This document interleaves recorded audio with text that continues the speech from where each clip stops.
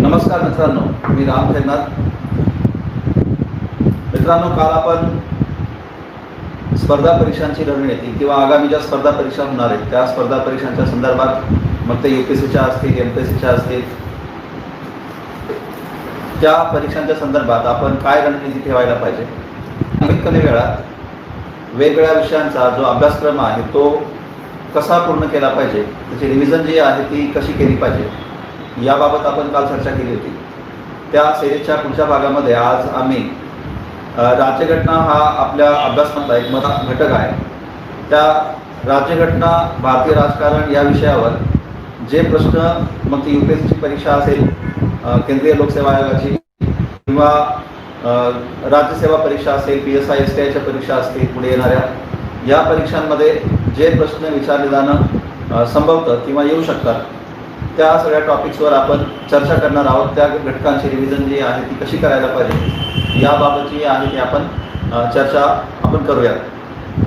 मित्रांनो, काल मी तुम्हाला म्हटलं होतं की आपण जर का एवढ्या सगळ्या अभ्यासक्रमाचा एवढ्या कमी कालावधीत जर का अभ्यासायचं किंवा रिवाईज करायचं म्हटलं तर वेळ फार कमी आहे, आणि एवढ्या कमी वेळामध्ये आपण हा अभ्यासक्रम जो आहे पूर्ण रिवाईज करणं जे आहे ते खरोखरच चॅलेंजिंग टास्क आहे.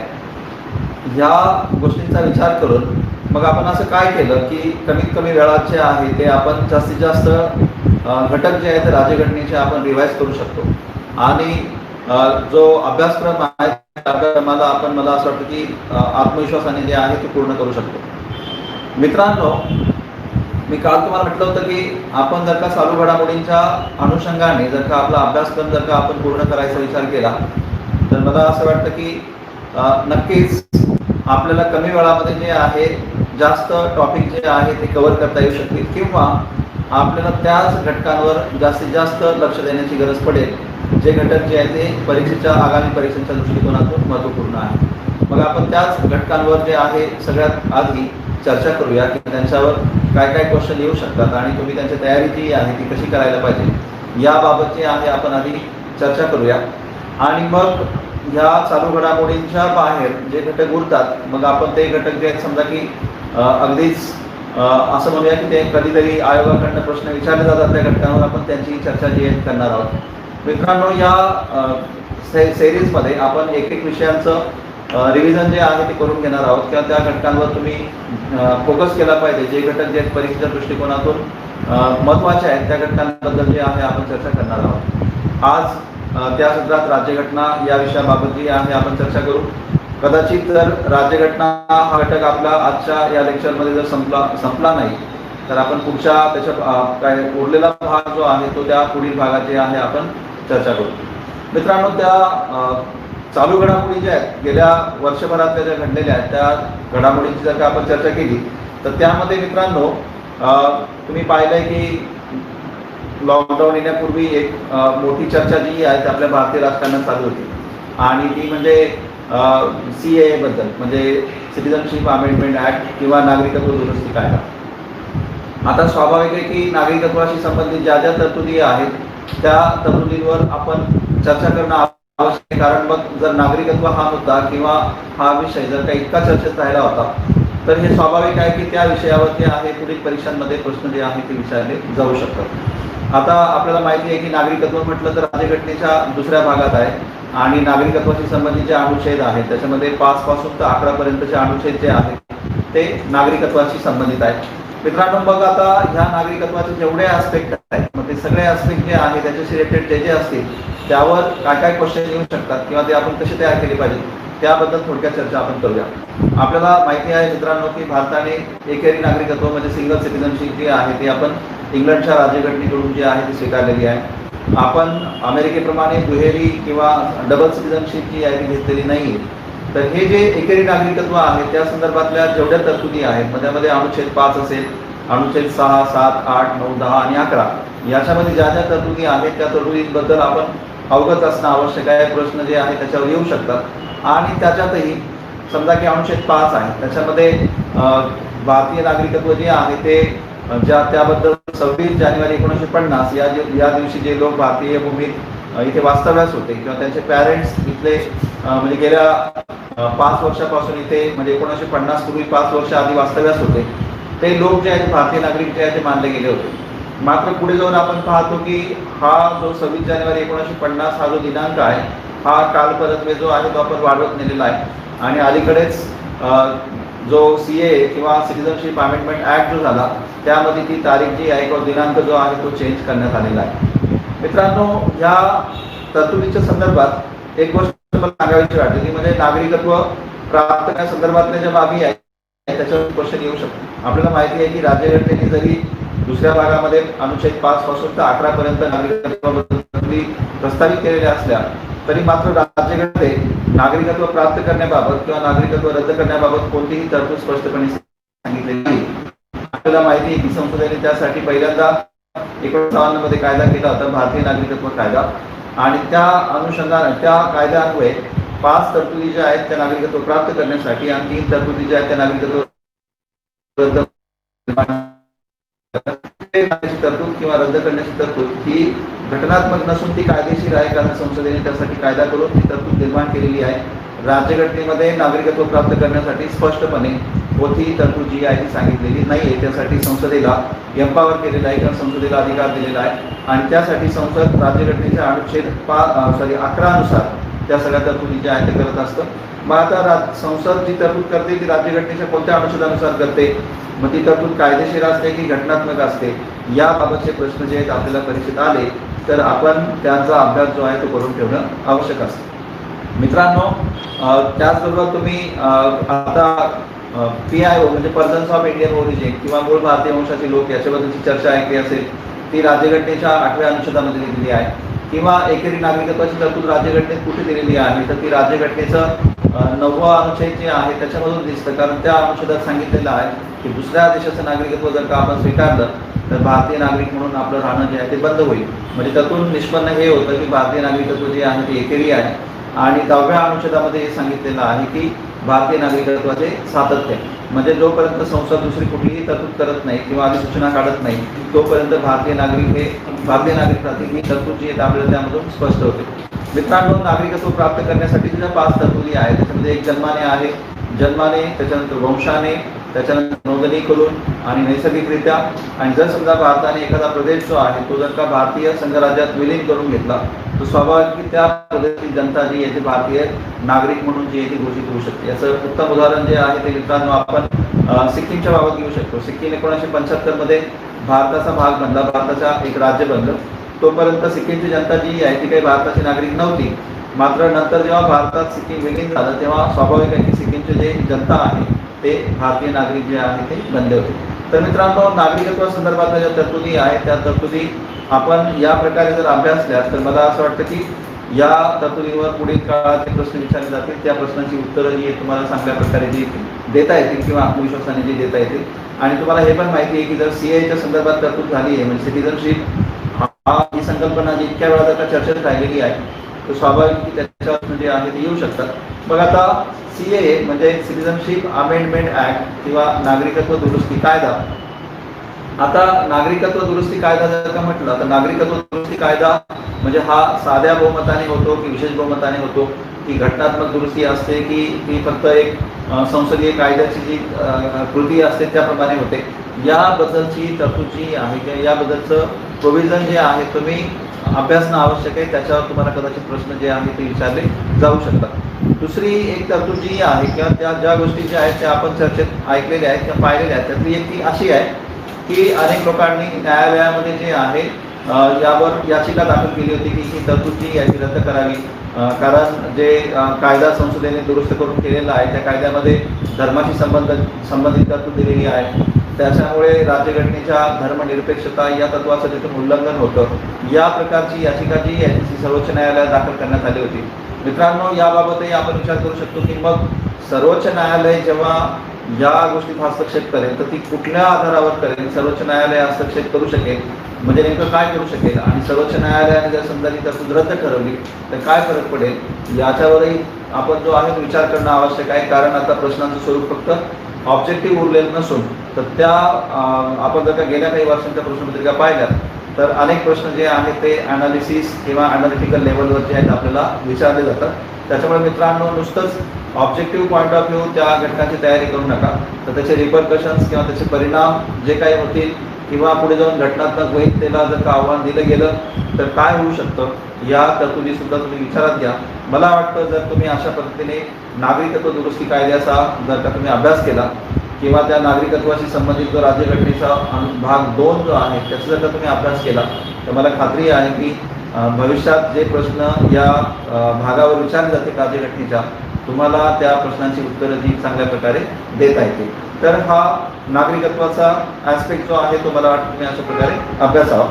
मित्रांनो, नागरिकत्वाशी संबंधित असणाऱ्या तरतुदींबद्दल आणखी एक गोष्ट सांगायची वाटते, ती म्हणजे नागरिकत्व आणि रहिवास या 2 वेगवेगळ्या गोष्टी आहेत. नागरिकत्वाशी संबंधित कोणतीही तरतूद जी आहे ती त्याच्याबद्दल काही करायचा अधिकार असेल तर तो संसदेला आहे, भारतीय संसदेला, कारण आपण एकेरी नागरिकत्व संपूर्ण देशासाठी घेतलेलं आहे. आणि जर समजा रहिवासासंबंधी काही तरतूद करायची असेल तर त्या रहिवासाशी संबंधित तरतुदी करण्याचा अधिकार, त्या संदर्भात कायदे करण्याचा अधिकार तो आपल्या घटक राज्यांना आहे. म्हणजे रहिवासाशी संबंधित तरतूद घटक राज्य करतात आणि नागरिकत्वासंबंधित तरतूद जी आहे ती करण्याचा अधिकार जो आहे तो केंद्राला म्हणजे संसदेला आहे. तर ह्या गोष्टीचा फरक जो आहे तो लक्षात ठेवा. दुसरं, नागरिकत्वाशी संबंधित तरतूद जी आहे ती आपण इंग्लंडच्या घटनेकडून घेतलेली आहे, तर रहिवासासंबंधित तरतूद जी आहे ती आपण कॅनडाच्या घटनेकडनं घेतलेली आहे, हे पण लक्षात ठेवा. तर या नागरिकत्वासंदर्भातल्या तरतुदी ज्या आहेत त्या तुम्ही अभ्यासा. मित्रांनो, तिथे आणखी एक घटक जो आहे किंवा बाब जी चर्चेत होती, NPR म्हणजे नॅशनल पॉप्युलेशन रजिस्टर. आता स्वाभाविक आहे की मित्रांनो, आता 10 वर्ष जे आहेत आपल्या लोकसंख्येच्या गणतीला किंवा जनगणनेला व्हायला आली, कारण मागची जनगणना जी आहे आपली किंवा सेन्सस जे आहे ते आपलं 2011 मध्ये झालं होतं. आता नेक्स्ट सेन्सस जे आहे आपलं ते 2021 मध्ये होईल. स्वाभाविक की त्याच्या संदर्भातील तरतूद जी आत्ताच चालू आहे. मित्रांनो, मग ह्या जनगणनेशी संबंधित जर का चर्चा आता होत आहे तर मग आपण त्या जनगणनेसंबंधातल्या बाबीसुद्धा त्यांचा अभ्यास करणं आवश्यक आहे. मग त्यामध्ये समजा की भारताची लोकसंख्या किती आहे, मग त्यामध्ये गेल्या 10 वर्षांमध्ये किती वाढ झालेली आहे. अर्थात हा भूगोलाचा जरी भाग असला पण मात्र आता संबंध त्या नागरिकत्वाशी संबंधित तरतुदीमुळे त्यात आलेला आहे. त्यामुळे मला असं वाटतं की तो घटक तुम्ही जोडून अभ्यासून घेतला तर तुम्हाला म्हणजे अनेक घटक जे आहेत ते त्यांचा अभ्यास कमी वेळात करणं जे आहे ते शक्य होऊ शकतं. तर मित्रांनो, नागरिकत्वासंदर्भातली जी तरतूद होती. मित्रांनो, दुसरी एक महत्त्वाची बातमी जी आहे ती आपल्या महाराष्ट्राच्या विधिमंडळाच्या संदर्भातली राहिली होती. तुम्ही पाहिलं होतं की जेव्हा निवडणुका झाल्यानंतर कुठल्याही पक्षाला जे आहे बहुमत जे आहे ते मिळालं नव्हतं, पण मात्र आघाडीला किंवा आपल्या अलायन्सला जे आहे ते युतीला जे आहे ते बहुमत मिळालं होतं. जेव्हा युती होती म्हणजे शिवसेना आणि BJP या पक्षांची, तेव्हा त्यांना एक स्पष्ट बहुमत मिळालं होतं. पण मात्र तुम्ही पाहिलं होतं की मुख्यमंत्री कोणत्या पक्षाचा व्हावा यावरून मतभेद झाले होते आणि त्या 2 पक्षांमधली युती जी आहे तुटली होती. आणि त्याच्यानंतर जे राजकारण घडलं ते अनेक घटनेच्या अभ्यासकांना जे आहे खत पुरवणारं होतं किंवा खाते पुरवणारं होतं. मित्रांनो, त्याच्यामध्ये पक्षांतरबाजी कायद्यावर चर्चा झाली, त्याच्यानंतर ती प्री पोल अलायन्स आणि पोस्ट पोल अलायन्स काय असतात त्याच्यावर चर्चा झाली. त्याचबरोबर विधानसभा अध्यक्ष जो आहे त्याचे अधिकार जे त्यांच्यावर चर्चा झाली. राज्यपालांचे जे अधिकार आहेत, राज्यपालांचे अधिकार किती आहेत, राज्यपालांची नियुक्ती काय कोण करतं किंवा कशी होते, राज्यपालांना पदावरून दूर करण्यासंदर्भात काही तरतूद आहे का, मुख्यमंत्री म्हणून कोण नियुक्त होऊ शकतं किंवा मुख्यमंत्र्याची नियुक्ती कोण करतं, राष्ट्रपती राजवट, असे अनेक घटक जे त्यावेळी चर्चेत होते. आणि मित्रांनो, व्हॉट्सअप किंवा इतर अनेक जे काही सोशल मीडिया आहेत त्या ठिकाणी अनेक घटनात्मक तरतुदी ज्या आहेत त्या चर्चेत होत्या. काही लोक तर त्या बऱ्याच गोष्टी ज्या आहेत राज्यघटनेशी संबंधित या सोशल मीडियाकडूनच शिकलेत. मित्रांनो, त्यामुळे स्वाभाविक आहे की ही चर्चा जर काही इतकी व्यापक स्वरूपात प्रसारमाध्यमांवर होती तर मग स्वाभाविक आहे की आपण ह्या महाराष्ट्राशी संबंधित जेव्हा आपण राजकारण किंवा राज्यघटनेच्या तरतुदी घेऊ तर नक्कीच भविष्यात प्रश्न जे आहेत या तरतुदींवर विचारले जाऊ शकतात. आता मग त्याच्या ज्या तरतुदी घेतल्या आपण तर त्याच्यामध्ये एक म्हणजे राज्यपाल, कारण राज्यपाल हे पद जे आहे ते त्याच्यावर सतत चर्चा झालेली आहे. राज्यपाल पदावर विनोदही झालेत, राज्यपाल पदाच्या अधिकारांची चर्चा झाली, राज्यपाल पदावर टीकाही झाली, मग ती प्रसारमाध्यमातून असेल किंवा ती इतर जे काही सोशल मीडिया प्लॅटफॉर्म्स आहेत त्यांच्यावर झाली असेल. तर मित्रांनो, मग स्वाभाविक आहे की राज्यपाल पदाच्या तरतुदी राज्यघटनेमध्ये ज्या ज्या दिलेल्या आहेत त्याच्यावर कदाचित क्वेश्चन येणं संभवतं. म्हणून आपण तो भाग जो आहे किंवा राज्यपालाशी संबंधित तरतूद जी आहे ती आपण अभ्यासणं आवश्यक आहे. मग त्यामध्ये मित्रांनो, राज्यपालांची नियुक्ती, राज्यपाल नियुक्त होण्यासाठी ज्या पात्रता आवश्यक असतात किंवा अर्हता आवश्यक असतात त्या अर्हता राज्यपालाचे अधिकार, राज्यपालाला विशेष अधिकार कोणते आहेत ते, त्याचबरोबर जर समजा राज्यपालांना पदावरून दूर करायचं असेल तर ते दूर करण्याची तरतूद राज्यघटनेत दिलेली आहे का, आणि राज्यपाल वेळोवेळी राष्ट्रपतींना जे अहवाल पाठवतो किंवा अहवाल पाठवतात त्या अहवालांचं काय महत्त्व असतं यावर प्रश्न जे आहेत आपल्याला विचारले जाऊ शकतात. आणि जर समजा राज्यपालांनी एखादा निर्णय घेतला तर तो निर्णय त्याला सर्वोच्च न्यायालयात किंवा उच्च न्यायालयात आव्हान दिलं जाऊ शकतं का, सर्वोच्च न्यायालय राज्यपालांच्या ते निर्णयाला थांबवू शकतं का, याच्याबद्दल जे आहे कदाचित प्रश्न जे आहेत भविष्यात विचारले जाऊ शकतात. त्यामुळे आपण त्या घटकांवरही तयारी जी आहे ती करून ठेवायला पाहिजे. तर मित्रांनो, आता राज्यपाल पदाबद्दल आपण थोडक्यात चर्चा करूया. राज्यपाल हे पद जे राज्यघटनेत अतिशय महत्त्वाचं पद आहे. तो राज्याचा घटनात्मक जो आहे तो प्रमुख असतो. राष्ट्रपती आणि राज्यपाल या दोन पदांचा जर कम्पॅरेटिव्हली तुम्ही अभ्यास केला तर मला असं वाटतं की तो अभ्यास जो आहे तो करणं तुम्हाला सोपं होऊ शकतं आणि त्याच्यामुळे कमी वेळात राष्ट्रपती आणि राज्यपाल या दोनही पदांची जबाबदारी जे तुम्हाला समजून घेता येऊ शकतात. कारण मित्रांनो, या दोनही पदांमध्ये फार मोठं साम्य आहे. कारण राष्ट्रपती जे आहेत देशाच्या पातळीवर घटनात्मक प्रमुख असतात, तर राज्यपाल जे आहेत ते राज्याच्या पातळीवर घटनात्मक प्रमुख असतात. दोघांमध्ये फरक फक्त एक असतो की राष्ट्रपती जे आहे ते प्रत्यक्ष निवडणुकीने निवडून आलेले असतात, राज्यपाल मात्र त्यांची नियुक्ती झालेली असते. त्यामुळे तेवढाच एक फरक जो आहे तो राज्यपाल आणि राष्ट्रपती यांच्या संदर्भात आहे. काही गोष्टी ज्या आहेत पाहिलं त्यांच्या अधिकारांच्या बाबत आपण विचार घेतला तर काही अपवाद जर का वगळले तर राज्यपाल आणि राष्ट्रपती यांचे अधिकार जे तुलनेने समानच असतात. आता उदाहरणार्थ राष्ट्रपतींना कायदेशीर अधिकार असतात, राज्यपालांनाही कायदेविषयक अधिकार असतात. राष्ट्रपतींना न्यायालयीन अधिकार असतात तसे राज्यपालांनाही असतात. राष्ट्रपतींना जर अर्थविषयक बाबींमध्ये अधिकार आहे तर ते राज्यपालांनाही आहेत. काही ज्या बाबी आहेत समान कदाचित क्वेश्चन त्याच्यावर विचारला जाणार नाही तुम्हाला, पण मात्र ज्या अपवादात्मक बाबी आहेत म्हणजे जिथे राष्ट्रपतींना अधिकार आहेत पण राज्यपालांना नाही आहेत, किंवा जे अधिकार राज्यपालांना आहेत पण जे राष्ट्रपतींना नाही आहेत, अशा प्रकारच्या बाबींवर आपला फोकस असला पाहिजे. त्यामध्ये जर का तुम्ही पाहिलं तर डिप्लोमॅटिक पॉवर्स जे ते राष्ट्रपतींना आहेत तर राज्यपालांना नाही आहेत. डिप्लोमॅटिक पॉवर्स म्हणजे परराष्ट्र संबंधाशी संबंधित ज्या अधिकार आहेत ते, त्याचबरोबर सैन्यविषयक अधिकार जे ते राष्ट्रपतींना आहेत ते राज्यपालांना नाही आहेत. पण जर समजा विशेष अधिकार जर का आपण स्वेच्छाधीन अधिकार जर का म्हटलं तर त्यामध्ये राज्यपालांना जो स्वेच्छाधीन अधिकार जितका आहे तेवढा स्वेच्छाधीन अधिकार जो आहे तो राष्ट्रपतींना नाही आहे. या फरकावर जे तुम्हाला प्रश्न जे आहेत विचारले जाऊ शकतात. मित्रांनो, चर्चा कायम होते की राज्यपालांना पदावरून दूर करा, कारण महाराष्ट्राचे राज्यपाल भगतसिंह कोश्यारी जे आहेत त्या राज्यपालांना पदावरून दूर करण्याविषयी विरोधी पक्ष आणि इतर सगळे बऱ्याच लोकांनी जे त्या केंद्राकडे वारंवार मागणी केली होती. त्यामुळे आपण ह्या तरतुदीवरही विचार करणं आवश्यक आहे की राज्यपालांना पदावरून दूर करता येऊ शकतं का, किंवा जसं राष्ट्रपतींना महाभियोगाच्या माध्यमातून पदावर दूर करता येऊ शकतं किंवा इम्पिचमेंटच्या माध्यमातून तसं राष्ट्रपतींना दूर करता येतं का. मित्रांनो, राज्यपालांना पदावरून दूर करण्याबाबत राज्यघटनेमध्ये कोणतीही तरतूद दिलेली नाही आहे. ती तरतूद जी स्पष्टपणे सांगितलेली आहे की राज्यपाल जे आहे तर राष्ट्रपतींची मर्जी असेल तर 5 वर्षापर्यंत जे आहे ते पदावर राहू शकतात. अर्थातच राष्ट्रपतींची मर्जी हा पहिला ॲस्पेक्ट आहे आणि राष्ट्रपतींची मर्जी असेल तर ते 5 वर्षापर्यंत पदावर राहू शकतात. अर्थात राष्ट्रपतींची मर्जी नसेल तर ते 5 वर्षाच्या आधी सुद्धा ते पदावरून त्यांना दूर केलं जाऊ शकतं. अशी उदाहरणं जी आहेत ती बरीच राहिलेली आहेत. मित्रांनो, राज्यपाल जे आहेत ते राष्ट्रपतींकडून नियुक्त होतात. त्यांच्या संबंधित ज्या पात्रता आहेत कदाचित प्रश्न त्याच्यावर येऊ शकतात. राज्यपाल म्हणून नियुक्त होण्यासाठी कोणतीही व्यक्ती जी आहे ती वयाची 35 वर्षे पूर्ण केलेली आणि भारतीय नागरिक असली पाहिजे. ती कोणत्या राज्याची रहिवासी असली तरी चालू शकते, ती कोणत्याही राज्याची राज्यपाल म्हणून नियुक्त होऊ शकते. आणि पात्रता जी आहे त्यांच्यासाठी राज्यघटनेने तसं 2च दिलेले आहेत, म्हणजे एक भारताचा नागरिक असायला पाहिजे आणि वयाची 35 वर्षे पूर्ण केलेली असली पाहिजे. तिसरी पात्रता बऱ्याच वेळा आपल्याला असं वाटतं की ती घटनेत दिलेली आहे, म्हणजे उदाहरणार्थ तो त्या राज्याचा रहिवासी असता कामा नये. तर मित्रांनो, बऱ्याच वेळा आपलं कन्फ्युजन जे आहे त्या ठिकाणी होऊ शकतं. तर ही पात्रता जी आहे ती केवळ प्रघातातून निर्माण झालेली आहे, ती पात्रता राज्यघटनेने दिलेली नाही. राज्यघटनेने केवळ 2च पात्रता सांगितलेल्या आहेत की ते भारताचे नागरिक असले पाहिजेत किंवा वयाची 35 वर्ष जी आहेत त्यांनी पूर्ण केलेली असली पाहिजेत. आणि राज्यपालांचे विशेष अधिकार जर का आपण पाहिले तर त्यामध्ये विशेष अधिकार म्हणण्यापेक्षा राज्यपालांचे जे अधिकार आहेत त्याच्यामध्ये त्यांना कायदेविषयक अधिकार आहेत. मग त्यामध्ये ते राज्य विधिमंडळाचं अधिवेशन बोलावू शकतात, त्या अधिवेशनांना संबोधित करू शकतात, अधिवेशनांना ते अनिश्चित काळापर्यंत थांबवू शकतात किंवा प्रोरॉग करू शकतात, किंवा ते सदनांना संदेश पाठवू शकतात. आणि सगळ्यात महत्त्वाचं म्हणजे त्यांनी काही विधेयकांना परवानगी देणं आवश्यक असतं, ती विधेयकं तरच मांडली जाऊ शकतात. जसं की अर्थविधेयक जे आहे ते विधिमंडळात तरच मांडलं जातं जर राज्यपालांची परवानगी असेल तर.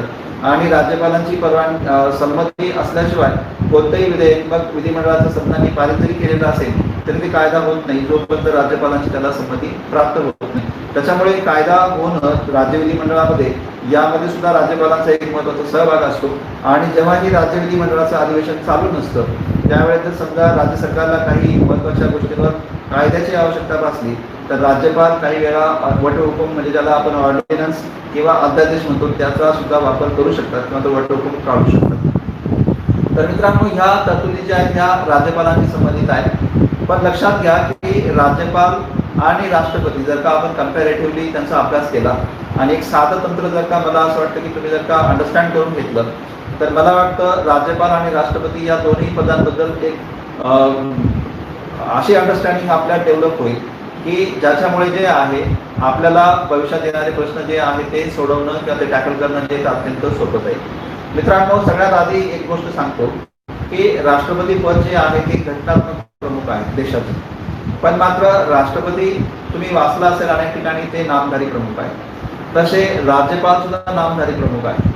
पण आता दोघांमध्ये एक फंडामेंटल डिफरन्स जो आहे तो असा येतो की केंद्राच्या पातळीवर जर आपण पाहिलं तर अनुच्छेद 74 जे आहे त्या अनुच्छेद 74च्या तरतुदी असे सांगतात की राष्ट्रपतींना मदत करण्यासाठी म्हणजे एक मंत्रिमंडळ असेल पंतप्रधानांच्या नेतृत्वात आणि त्या मंत्रिमंडळाने दिलेल्या सल्ल्यानुसार राष्ट्रपती काम करतील. आणि जर समजा राष्ट्रपतींना वाटलं की केंद्रीय मंत्रिमंडळाने दिलेला सल्ला एकदा परत करावा तर त्यावेळेस ते तसा सल्ला एकदा परत करू शकते. मात्र तोच सल्ला जर मंत्रिमंडळाने पुन्हा राष्ट्रपतींना दिला तर तो सल्ला राष्ट्रपतींवर बंधनकारक होतो. ही तरतूद जी आहे तुम्ही वाचलेली आहे, अभ्यासलेली आहे. मित्रांनो, या तरतुदीमुळे काय झालेलं आहे की आपले राष्ट्रपती जे पूर्णपणे नामधारी झालेले आहेत. केंद्रीय मंत्रिमंडळ जे आहे ते ऑल पॉवरफुल म्हणजे सर्वशक्तिमान झालेलं आहे. आणि त्याच्यामुळे राष्ट्रपती जे आहेत राष्ट्रपतींकडे अशी कुठलीही शक्ती आता फारशी उरलेली नाही. राष्ट्रपतींकडे फक्त एवढी एकच शक्ती आहे की कोणत्या व्यक्तीला पंतप्रधान म्हणून नियुक्त करावं. आणि जर समजा काही निवडणुकानंतर काही पक्षांना जर का बहुमत प्राप्त झालंच नसेल एखाद्या पक्षाला तर त्यावेळेस कोणत्या पक्षाला सरकार बनवण्यासाठी किंवा कोणत्या आघाडीला सरकार बनवण्यासाठी किंवा पंतप्रधान म्हणून नियुक्त होण्यासाठी बोलवावं एवढेच एक विशेषाधिकार जो आहे तो राष्ट्रपतींकडे आहे. फारसे विशेषाधिकार ते राष्ट्रपतींकडे उरलेले नाही आहेत. 42वी घटना दुरुस्ती आणि 44वी घटना दुरुस्ती या दोन घटनादुरुस्तींनी राष्ट्रपतींचं पद जे आहे ते नामधारी करून टाकलेलं आहे. केंद्रीय मंत्रिमंडळाचा सल्ला राष्ट्रपतींवर बंधनकारक करून टाकलेला आहे.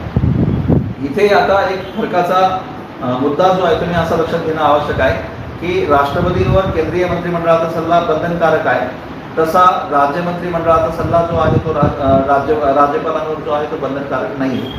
पण मात्र एक गोष्ट लक्षात घेणं आवश्यक आहे, आपण संसदीय प्रणाली मित्रांनो अभ्यासतो आणि आपण या देशाने भारत देशाने संसदीय प्रणाली इंग्लंडप्रमाणे जे आहे आपण अंगीकारलेली आहे. मित्रांनो, जेव्हाही संसदीय प्रणाली असते तेव्हा संसदीय प्रणालीमध्ये नामधारी प्रमुख म्हणजे जे की घटनात्मक प्रमुख असतात त्यांनी वास्तविक अधिकार जे ते वापरायचे नसतात. वास्तविक अधिकार जे ते केंद्रीय मंत्रिमंडळ जे असतं पंतप्रधानांच्या नेतृत्वात त्यांनी वापरायचं असतं. आता स्वाभाविक आहे की जर समजा केंद्रीय मंत्रिमंडळामध्ये पंतप्रधानांनी दिलेला सल्ला म्हणजे त्या मंत्रिमंडळाने दिलेला सल्ला राष्ट्रपतींवर बंधनकारक होतो आणि राष्ट्रपतींनी त्या सल्ल्यानुसार वागावं अशी अपेक्षा केलेली असते. आणि जर आपण भारताच्या पातळीवर जर का राज्यांमध्ये सुद्धा आपण संसदीय शासन पद्धती स्वीकारलेली आहे तर राज्यामध्ये जर आपण संसदीय शासन पद्धती फॉलो करतो मित्रांनो तर हे स्वाभाविक होतं की राज्य मंत्रिमंडळाचा सल्ला जो आहे तो सुद्धा राज्यपालांवर बंधनकारक होतो. पण मात्र होतं काय की राज्यघटनेमध्ये असं स्पष्टपणे जे आहे त्याचा उल्लेख नाही. त्याचबरोबर मंत्रिमंडळ जे आहे जेव्हा जेव्हा एखाद्या वेळेस विरोधी पक्षाचा असेल वेगळ्या पक्षाचा असेल किंवा राज्यपाल वेगळ्या पक्षाचे असतील त्यावेळेस असा संघर्ष जो आहे तो अनेकदा होतो की जिथे मंत्रिमंडळ जे आहे ते राज्यपालांना सल्ला देतं मात्र राज्यपाल जे आहे ते बऱ्याच वेळा त्या सल्ल्याला विरोधही करतात. अलीकडे महाराष्ट्राच्या किंवा केरळच्या अशा काही राज्यांमध्ये ज्या घटना घडलेल्या आहेत त्या घटनांवरून तुम्हाला तो संघर्ष जो आहे तो अनुभवास आला असेल. त्याच्यामुळे स्वाभाविक आहे की राज्य मंत्रिमंडळाचे अधिकार राज्यपालांचे अधिकार याबाबत आपण जर का अभ्यास केला तर मला वाटतं की त्या विषयावर किंवा त्या घटकावर जे प्रश्न विचारले जातील ते प्रश्न जे आहेत तुम्हाला चांगल्या प्रकारे किंवा आत्मविश्वासाने सोडवता येतील. मित्रांनो, आता महाराष्ट्राच्या विधानसभेच्या निवडणुकांच्या संदर्भात एक गोष्ट आणखी महत्त्वाची, ज्याच्यामध्ये कोणत्याही पक्षाला जे आहे ते विशेष बहुमत नव्हते. आघाडीची सरकार होती त्याच्यामुळे निर्माण झाले. मित्रांनो, मग पक्षांतर बंदी कायदा जो आहे तो खूप वेळा चर्चेत होता. आता हा पक्षांतर बंदी काय आहे, पक्षांतर बंदी कायदा काय आहे, म्हणजे ज्याला आपण अँटी डिफेक्शन लॉ म्हणतो, त्याचं महत्त्व काय आहे, राज्यघटनेमध्ये ती तरतूद कोणती आहे, त्यासाठी घटना दुरुस्ती करण्यात आली होती का, ती कोणती घटना दुरुस्ती होती. मग पक्षांतर बंदी कायदा जो आहे त्याचं इम्प्लिमेंटेशन करायचं म्हटलं तर ते कोण करू शकतं, किंवा जर पक्षांतर बंदी कायद्याचं उल्लंघन कोणी केलं असेल, मग ते पक्ष असेल किंवा व्यक्ती असेल, तर त्यांच्यावर काय म्हणजे परिणाम होतो, या गोष्टी आपण अभ्यासणं आवश्यक आहे. कारण त्यांच्याबद्दलही प्रश्न जे आहेत आपल्याला विचारले जाऊ शकतात. मित्रांनो, पक्षांतर बंदी कायदा आपल्याला माहिती असेल की 52वी घटना दुरुस्ती कायदा जो आहे तो 1985 त्यानुसार आपल्या राज्यघटनेत समाविष्ट करण्यात आला होता. 10वं परिशिष्ट जे तर राज्यघटनेमध्ये त्यानुसार जोडण्यात आलं होतं. आणि या घटना दुरुस्तीनंतर राजकीय पक्षांना कुठेतरी घटनात्मक स्थान जे आहे ते प्राप्त झालं होतं. मित्रांनो, पक्षांतर बंदी कायद्याच्या ज्या तरतुदी आहेत त्याच्यामध्ये मग स्वाभाविक आहे की जर समजा कोणी एखादा व्यक्ती जो की एखाद्या राष्ट्रीय पक्षाच्या किंवा कोणत्याही राजकीय पक्षाच्या तिकिटावर निवडून आलेला असेल, तर त्या व्यक्तीने, तो जो निवडून आलेला व्यक्ती त्याने त्या राजकीय पक्षाचा सदस्य म्हणून तोपर्यंत राहणं आवश्यक आहे जोपर्यंत त्या एका विशिष्ट सदनामध्ये तो सदस्य म्हणून निवडून गेलेला आहे. जर समजा ती व्यक्ती त्या पक्षाचा त्याग करत असेल आणि दुसरा राजकीय पक्ष स्वीकारत असेल, तर मित्रांनो स्वाभाविक आहे की त्या व्यक्तीवर पक्षांतर बंदी कायद्याची तरतूद जी एक लागू केली जाऊ शकते. कारण मित्रांनो, पक्षांतर बंदी कायद्याची तरतूद ही यासाठी करण्यात आलेली आहे की लोकांनी ज्या व्यक्तीवर आपला विश्वास व्यक्त केलेला आहे त्या व्यक्तीने लोकांच्या त्या विश्वासाला कमिटेड राहिलं पाहिजे. जर समजा ती व्यक्ती, त्या लोकांनी जो पक्ष म्हणून त्याला निवडून दिलेला आहे त्या पक्षाचा जर तो स्वीकार करत असेल, तर असं मानलं जातं की त्या व्यक्तीने त्या मतदारांचा विश्वासघात केलेला आहे आणि त्याच्यामुळे स्वाभाविक की त्या व्यक्तीला त्या पक्षातून म्हणजे जर तो जात असेल तर तो ज्या सदनाचा सदस्य म्हणून निवडून गेलेला आहे त्या सदनाचा सदस्य म्हणून राहण्याचा अधिकार उरत नाही. ही तरतूद आपण पक्षांतर बंदी कायद्यामध्ये पाहतो. त्या कायद्याच्या ज्या दुसऱ्या तरतुदी आहेत त्याच्यामध्ये उदाहरणार्थ अपक्ष व्यक्तीसाठी काय आहेत किंवा नामनिर्देशित व्यक्तीसाठी काय आहेत, किंवा जर समजा पक्षांतर बंदी कायदा जर इम्प्लिमेंट करायचा असेल तर त्या संदर्भात मग तो पूर्ण अधिकार कोणाला आहे.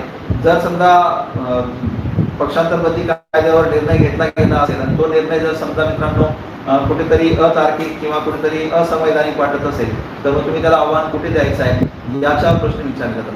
मित्रांनो, त्या संदर्भात हे सांगता येईल की पक्षांतर बंदी कायद्यासंदर्भात निर्णय घेण्याचा अधिकार तो सभागृहाच्या अध्यक्षांना असतो. मग ते लोकसभेच्या बाबत लोकसभा अध्यक्ष होतात, राज्यसभेच्या बाबत राज्यसभा अध्यक्ष होऊ शकतात, किंवा जर विधानसभा किंवा विधान परिषद म्हटलं तर त्या सदनाचे जे अध्यक्ष आहेत त्यांना तो निर्णय घेण्याचा अधिकार असतो. आणि मित्रांनो, त्यांनी घेतलेला निर्णय हा सामान्यपणे अंतिम असतो, पण मात्र तो जर का अतार्किक असेल किंवा अनकॉन्स्टिट्युशनल असेल म्हणजे असंवैधानिक असेल तर तुम्ही त्याला उच्च न्यायालयात किंवा सर्वोच्च न्यायालयात आव्हान देऊ शकतात. आणि उच्च न्यायालय किंवा सर्वोच्च न्यायालय तो निर्णय कुठेतरी असंवैधानिक आहे या आधारावर जर त्यांना पुराव्यानिशी निष्पन्न झालं तर तो निर्णय ते रद्द करू शकतात. मात्र त्यासाठी तो अनकॉन्स्टिट्युशनल किंवा इरॅशनल आहे असं सिद्ध करणं त्या व्यक्तीची जबाबदारी असते जी व्यक्ती त्याला आव्हान देणार असते. तर हे त्या बंदी कायद्यासंदर्भात आपण अभ्यासणं आवश्यक आहे. मित्रांनो, तर हे अपवादही आहेत. उदाहरण द्यायचं झालं तर आता तुम्ही पाहिलं असेल की विधानसभा अध्यक्षांची निवड झाली. मित्रांनो, विधानसभा अध्यक्षांची निवड असेल किंवा उपाध्यक्षांची निवड असेल, राष्ट्रपतींची निवड असेल किंवा उपराष्ट्रपतींची निवड असेल, या निवडीमध्ये पक्षांतर बंदी कायदा लागू नसतो. पक्षांतर बंदी कायदा हा फक्त त्याच ठिकाणी लागू होतो ज्या ठिकाणी पक्षावर आधारित जे इलेक्शन होत असतं किंवा निवडणूक होत असते. राष्ट्रपती, उपराष्ट्रपती ही खरं तर न्यूट्रल पदं आहेत, त्याच्यामुळे स्वाभाविक त्या पदांना पक्षांतर बंदी कायदा जो आहे तो अपवाद आहे. त्याचबरोबर जे सभागृहाचे अध्यक्ष असतात किंवा उपाध्यक्ष असतात त्याच्याकडूनही निष्पक्ष कामाची अपेक्षा असते, म्हणून त्या पदांना सुद्धा पक्षांतर बंदी कायद्याची तरतूद लागू होत नाही. म्हणून आता जेव्हा विधानसभेच्या अध्यक्षांची निवड झाली होती, स्वाभाविक की त्या अध्यक्षांची निवड कशी होते, तो अध्यक्ष म्हणून निवडून येणारी व्यक्ती जी आहे त्याच्या पात्रता काही असतात का, किंवा प्रोटेम स्पीकर जे आहे ते काय असतात. आता तुम्ही प्रोटेम स्पीकरची संकल्पना जी ती पण तुम्हाला चांगली लक्षात आली असेल. कारण जेव्हा एक व्यक्ती म्हणून प्रोटेम स्पीकर म्हणून एखाद्याला निवडलं जातं तेव्हा मग त्याच्यासाठी पात्रता काय असते, त्याच्या जबाबदाऱ्या काय असतात, जेव्हा हंगामी अध्यक्ष आपण त्यांना म्हणतो त्या तरतुदीचा उल्लेखही आला होता. तर तुम्ही त्या पदांची संबंधित तरतुदी आहेत त्यांचा अभ्यास केला तर मला खात्री आहे की त्याच्यावर तुम्हाला जर काही प्रश्न आले तर ते चांगल्या प्रकारे सोडवता येऊ शकतात. मित्रांनो, मुख्यमंत्र्यांची नियुक्ती. आता मुख्यमंत्री म्हणून तुम्ही पाहिलं तर मुख्यमंत्री आपले महाराष्ट्राचे उद्धव नियुक्त झाले होते, पण मात्र ते जेव्हा नियुक्त झाले तेव्हा ते कोणत्याही सदनाचे सदस्य नव्हते, कारण ते फक्त शिवसेनेचे अध्यक्ष होते. ते ना विधानसभेचे सदस्य होते ना विधान परिषदेचे, पण मात्र ते मुख्यमंत्री म्हणून नियुक्त करण्यात आले होते. स्वाभाविक काही व्यक्तींना हा प्रश्न पडू शकतो की मुख्यमंत्री म्हणून नियुक्त केलं जाऊ शकता किंवा मंत्री म्हणून नियुक्त केलं जाऊ शकता. तर मित्रांनो, आपल्या राज्यघटनेमध्येच तरतूद आहे की कोणतीही व्यक्ती जी सभागृहाचा सदस्य नाही ती व्यक्ती जी आहे ती मंत्री म्हणून नियुक्त केली जाऊ शकते. मग ती मंत्री पंतप्रधान असू शकतो किंवा मुख्यमंत्री असू शकतो. फक्त कंडिशन एकच असते की त्या व्यक्तीने मंत्री म्हणून नियुक्त होण्याच्या दिनांकापासून, म्हणजे ज्या दिवशी त्यांनी शपथ घेतलेली त्या दिवसापासून 6 महिन्यांच्या आत कोणत्या तरी एका सदनाचा सदस्य होणं आवश्यक असतं. मग त्यामध्ये जर समजा तुम्ही केंद्रीय मंत्री म्हणून किंवा पंतप्रधान म्हणून नियुक्त झाले असणार तर तुम्ही त्या नियुक्तीच्या दिनांकापासून एक तर राज्यसभेचा किंवा लोकसभेचा सभासद होणं आवश्यक असतं, किंवा जर तुम्ही मुख्यमंत्री म्हणून नियुक्त झालेले असणार तर त्या केसमध्ये तुम्ही विधान परिषद किंवा विधानसभेचं सदस्य होणं आवश्यक असतं 6 महिन्याच्या. आता घटनात्मक पेच असा निर्माण झाला होता मित्रांनो, तुम्ही आता नुकतंच पाहिलं असेल की मुख्यमंत्री उद्धवसाहेब ठाकरे यांच्या नियुक्तीला 6 महिने व्हायला आले होते, मात्र निवडणूक घेता शक्य झालेलं नव्हतं. त्याच्यामुळे त्यांना विधानसभेचं सदस्यही होता येत नव्हतं आणि विधान परिषदेचा सदस्यही होता येत नव्हतं. त्या केसमध्ये काही व्यक्तींनी हा ऑप्शन पुढे ठेवला होता की नामनिर्देशनाच्या माध्यमातून जे आहे मग मुख्यमंत्री उद्धवसाहेब ठाकरे यांची नियुक्ती राज्यसभेवर करावी का, कारण तुम्हाला माहिती आहे की राज्यपाल जे आहे ते विधान परिषदेवर काही व्यक्तींचं नामनिर्देशन करू शकतात. मग या आधारावर जे आहे ते नामनिर्देशन करावं का, हा मोठा प्रश्न जो आहे तो पुढे आला होता. तर स्वाभाविक आहे की हा घटनात्मक पेच किंवा घटनात्मक मुद्दा जो आहे तो जर का चर्चेत राहिलेला आहे तर पुढे त्याच्यावर जर का प्रश्न विचारले गेले आणि त्या प्रश्नांची उत्तरं जर मला असं वाटतं की आपण हा असा अभ्यास करून ठेवलेला असेल तर नक्कीच चांगल्या प्रकारे जे आपल्याला देता येऊ शकते. तर मित्रांनो, मग विधानसभेची निवडणूक, विधान परिषदेची निवडणूक मंत्री सदस्य होऊ शकतात का, मंत्री जे आहेत ते एखाद्या व्यक्तीला नियुक्त केलं जाऊ शकतं की सभागृहाचा सदस्य नसेल. तर ह्या तरतुदी पण तुम्हाला या चालू घडामोडीच्या माध्यमातून लक्षात आल्या असतील आणि मला खात्री आहे की आता हा घटक तुमच्या लक्षात आला असेल आणि तुम्ही या घटकाचा अभ्यास जो आहे तो त्या राज्यघटनेची जे जे तुमच्याकडे संदर्भ ग्रंथ असतील त्यांच्यामधून तुम्ही करू शकणार. तर मित्रांनो, विधानसभेची निवडणूक आणि विधान परिषदेची निवडणूक या निवडणुका कोण घेतं, निवडणुका किती दिवसांनी होतात, सार्वत्रिक निवडणूक म्हणजे काय, मध्यावधी निवडणूक म्हणजे काय, या सुद्धा अनुषंगाने बाबी तुम्ही करून ठेवाव्यात असं मला वाटतं. जर तसं केलं तर तुमचा अभ्यास जो आहे तो चांगल्या प्रकारे होऊ शकतो. मित्रांनो, नियुक्ती होताना राज्यपाल नियुक्ती करतात असं आपण ऐकलेलं आहे. मित्रांनो, ती घटनात्मक तरतूद आहे की राज्यपाल नियुक्ती करतात, मात्र राज्यपाल कोणालाही मुख्यमंत्री म्हणून नियुक्त करत नाही. राज्यपाल त्याच व्यक्तीला मुख्यमंत्री म्हणून नियुक्त करतात जी व्यक्ती बहुमत प्राप्त पक्ष आहे विधानसभेमध्ये त्या पक्षाचा नेता म्हणून निवडली गेलेली आहे. आता आपण विधानसभेमध्ये 4 वेगवेगळे पक्ष निर्माण झाले होते, म्हणजे त्याच्यामध्ये समजा की शिवसेना होती, बीजेपी होती, नंतर राष्ट्रवादी काँग्रेस आणि काँग्रेस या पक्षांनी आपापले नेते जे निवडले होते. पण इंडिव्हिज्युअल लेवलवर कुठलाही पक्ष जो मुख्यमंत्री किंवा सरकार बनवायला कॅपेबल नव्हता, म्हणून त्या काही पक्षांनी अलायन्स केलं. म्हणजे त्याच्यामध्ये शिवसेना आहे, राष्ट्रवादी काँग्रेस आहे आणि काँग्रेस आहे, यांनी अलायन्स केलं आणि त्या कॉमन अलायन्सने उद्धवसाहेब ठाकरे यांना आपला नेता निवडलं आणि त्या नेत्याला नंतर आपले राज्यपाल त्यांनी मुख्यमंत्री म्हणून नियुक्त केले. अर्थात राज्यपाल जे आहे ते कोणालाही मुख्यमंत्री म्हणून नियुक्त करू शकत नाही, ते त्याच व्यक्तीला मुख्यमंत्री म्हणून नियुक्त करू शकतात जी व्यक्ती सभागृहामधील म्हणजे विधानसभेतील जो बहुमत प्राप्त पक्ष आहे त्या पक्षाचा नेता म्हणून निवडला गेला आहे. अर्थातच नेता म्हणून जेव्हा निवडला जातो तेव्हा ती व्यक्ती जी आहे मुख्यमंत्री म्हणून नियुक्त होणार असते.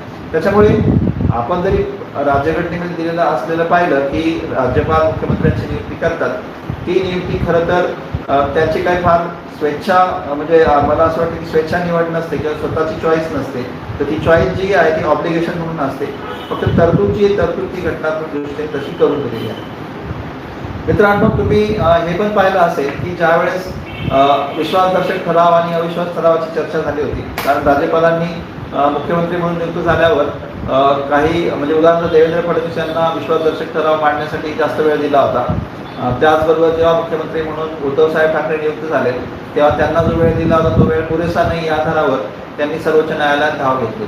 मात्र या आधारावर आता आपण जर का अभ्यास करायचं ठरवलं की परीक्षेत याच्यावर काय प्रश्न विचारले जाऊ शकतात, तर मित्रांनो, विश्वासदर्शक ठराव काय असतो, अविश्वास ठराव काय असतो, हा ठराव जो आहे तो कोणत्या सदनात मांडला जातो किंवा तो ठराव मांडण्यासाठी काही विशिष्ट कालावधी देण्याचा काही राज्यपालांवर किंवा राष्ट्रपतींवर बंधन आहे का? जर समजा विश्वासदर्शक ठराव त्या संदर्भात आपल्याला काही घटनात्मक तरतुदींचा भंग होतोय असं वाटतंय, तर मग तुम्ही काय करायचं, म्हणजे कोणत्या न्यायालयात तुम्ही गेलं पाहिजे, यावर बरीच चर्चा जी आता अलीकडच्या काळात झाली होती. म्हणून मित्रांनो, स्वाभाविक त्यावर प्रश्न विचारले जाऊ शकतात आणि आपण त्या घटकाचा सुद्धा अभ्यास करून ठेवणं आवश्यक आहे. मित्रांनो, आपल्याला माहिती आहे की विश्वासदर्शक ठराव म्हणजे नो कॉन्फिडन्स मोशन हे नेहमी विधानसभेतच मांडले जातात किंवा लोकसभेत मांडले जातात. संसदेचा विचार जर केला तर मग तो अविश्वास ठराव जरी असला तरी तो सुद्धा विधानसभेत मांडला जातो आणि जर का तो संसदेचा विचार केला तर तो लोकसभेत जो आहे तो मांडला जाऊ शकतो. फक्त फरक हा आहे मित्रांनो की विश्वासदर्शक ठराव हा नेहमी सत्ताधारी पक्षाकडनं मांडला जात असतो आणि अविश्वास ठराव जो आहे तो नेहमी विरोधी पक्षाकडनं मांडला जात असतो. सत्ताधारी पक्ष जेव्हा विश्वासदर्शक ठराव मांडत असतो तेव्हा तो ठराव जिंकल्यानंतर म्हणजे त्या ठरावाच्या राज्यघटनेमध्ये कुठे संबंध येतो मित्रांनो, तर ते पण पाहणं आवश्यक आहे. मित्रांनो, राज्यघटनेमध्ये विश्वासदर्शक ठराव आणि अविश्वास ठराव यांचा कुठेही उल्लेख केलेला नाही. राज्यघटनेमध्ये फक्त एवढं सांगितलेलं आहे की मंत्रिमंडळ जे आहे ते सभागृहाचा पाठिंबा असेपर्यंत पदावर आहे. जर का ते केंद्रीय मंत्रिमंडळाचा आपण विचार केला तर राज्यघटनेच्या अनुच्छेद 75 मध्ये तरतूद आहे की जोपर्यंत लोकसभेचा म्हणजे हाऊस ऑफ द पीपलचा मंत्रिमंडळावर विश्वास आहे तोपर्यंत मंत्रिमंडळ जे सत्तेत राहील. हीच गोष्ट विधानसभेच्या बाबत आहे की जोपर्यंत राज्य मंत्रिमंडळावर विधानसभा विश्वास व्यक्त करते तोपर्यंत जे आहे ते मंत्रिमंडळ सत्तेत राहील. त्या तरतुदीचा अन्वयार्थ आपण घेतो की ज्या वेळेस मुख्यमंत्री आपलं मंत्रिमंडळ स्थापन करतात तेव्हा त्यांना हे दाखवून द्यायचं असतं की विधानसभेमध्ये त्यांच्याकडे इतकं बहुमत आहे आणि त्या बहुमताच्या आधारावर त्यांनी आपलं मंत्रिमंडळ स्थापन केलेलं आहे. त्यांनी यासाठी जो ठराव मांडलेला असतो त्या ठरावाला विश्वासदर्शक ठराव म्हणतात. पण ज्या वेळेस मात्र विरोधी पक्ष क्लेम करतो की सत्ताधारी पक्षाकडे बहुमत नाही आहे आणि त्यांनी ते बहुमत गमावलेलं आहे त्यामुळे त्यांना सत्तेत राहण्याचा अधिकार नाही आहे, त्यावेळेस त्यांनी बहुमत गमावलेलं आहे हे दाखवून देण्यासाठी विरोधी पक्ष जो आहे विधानसभेमध्ये अविश्वास ठराव मांडतो. स्वाभाविक आहे की अविश्वास ठराव विरोधी पक्षाकडनं, विश्वासदर्शक ठराव जो सत्ताधारी पक्षाकडनं लोकसभेत मांडला जातो. जर केंद्राची गोष्ट असेल तर विधानसभेत मांडला जातो ती राज्याची गोष्ट असेल तर.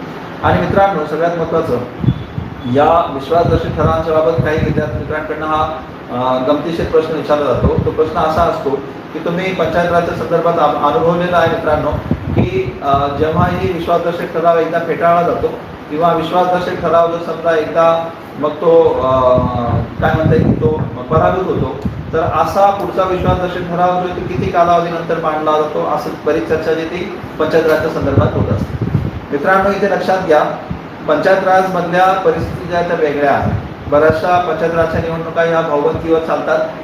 बऱ्याच वेळा गावचं राजकारण जे त्या विकासामुळे गावचा विकास जो तो त्यांचा अतिशय महत्त्वाचा अजेंडा असतो.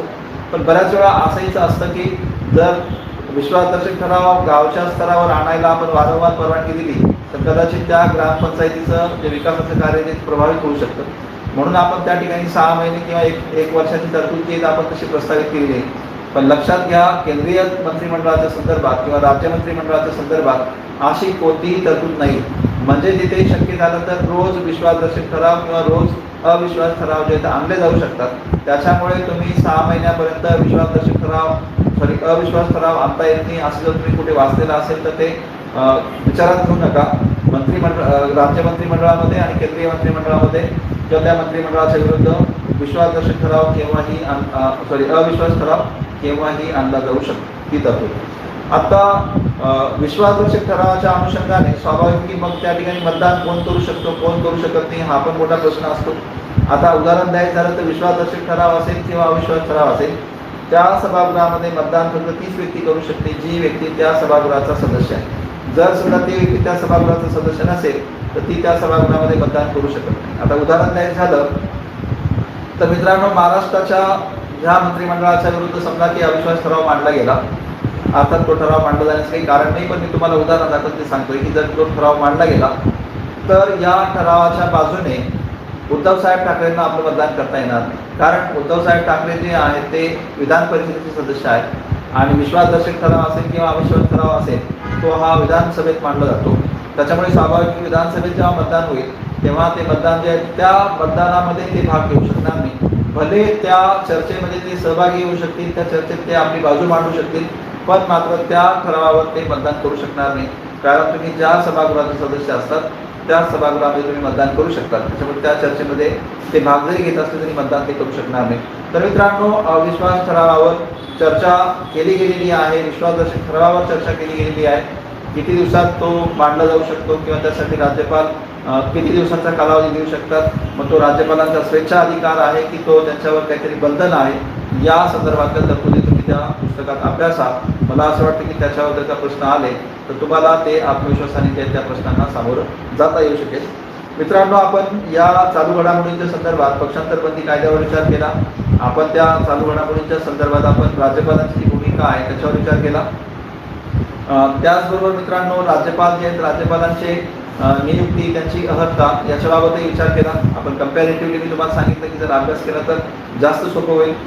मित्रांनो, आणखी चर्चेत राहिलेल्या ज्या बाबी होत्या त्याच्यामध्ये मग आपण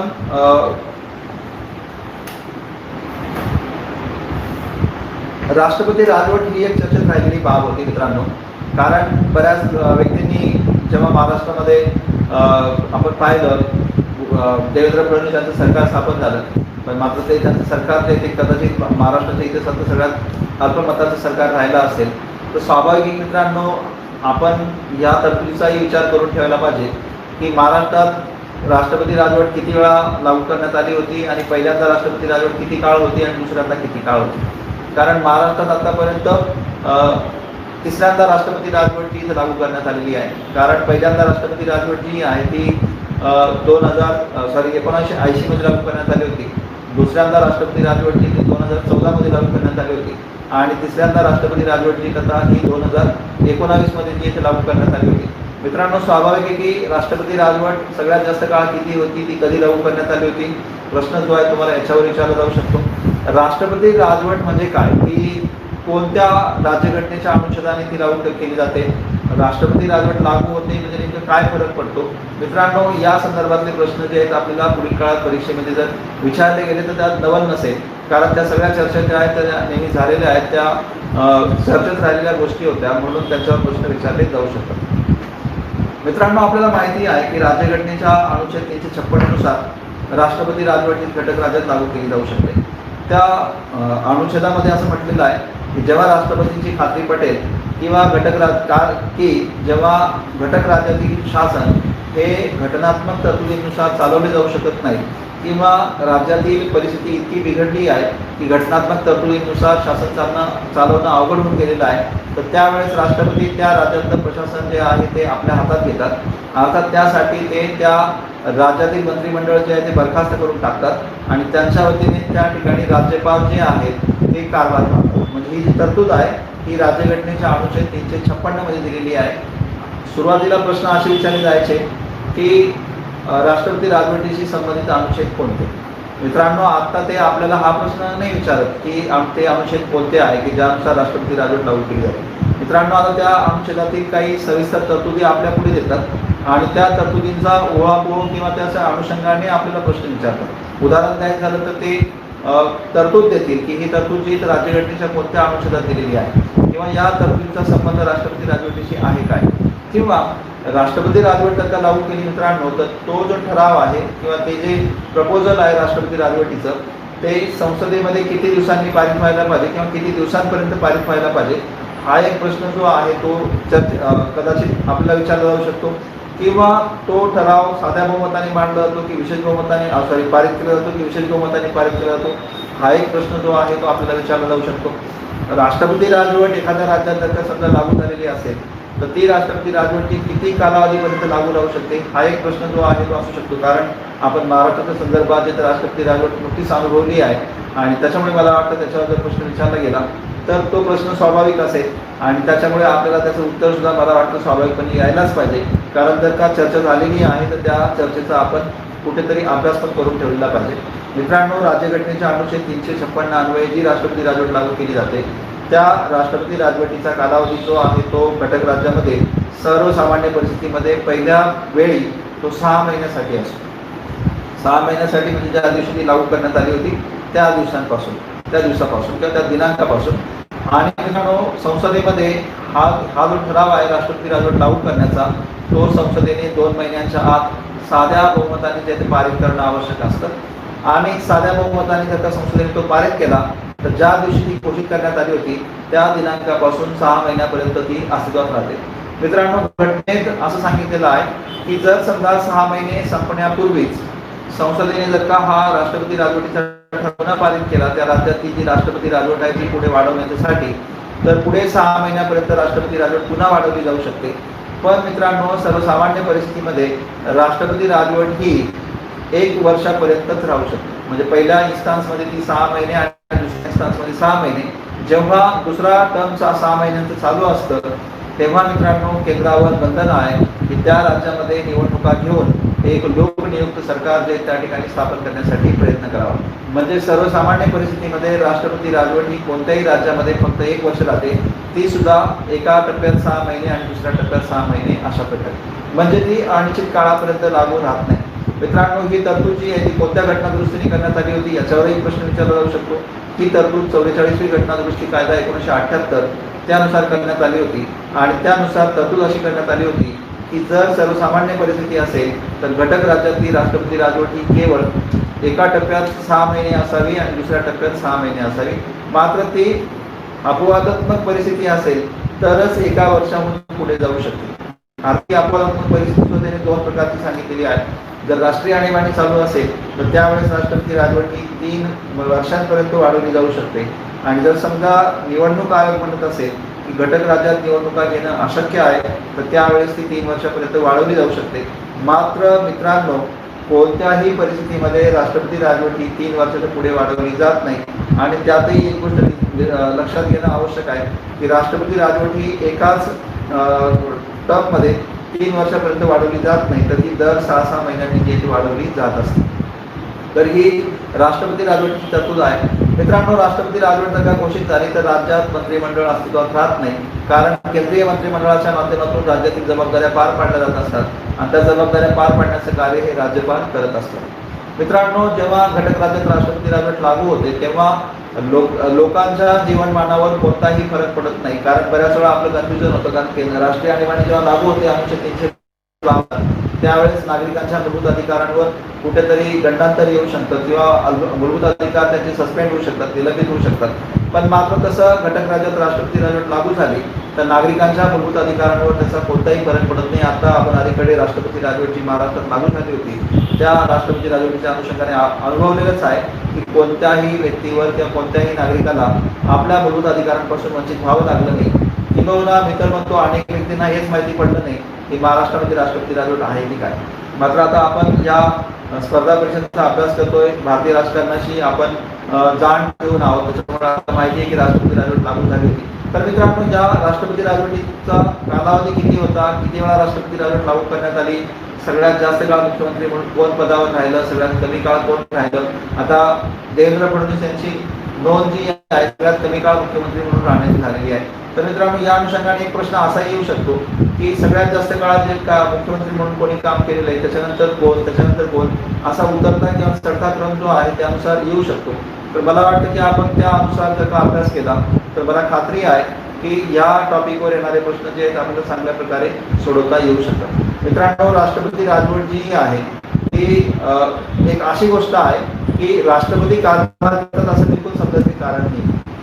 मित्रांनो, एक लक्षात घ्या, राष्ट्रपती राजवट आपण फक्त यामुळे म्हणतो कारण देशाचा सगळा कारभार जो आहे तो राष्ट्रपतींच्या नावे चालवला जातो. केंद्रीय मंत्रिमंडळाचा सगळा कारभार जो आहे तो राष्ट्रपतींच्या नावाने चालवला जातो.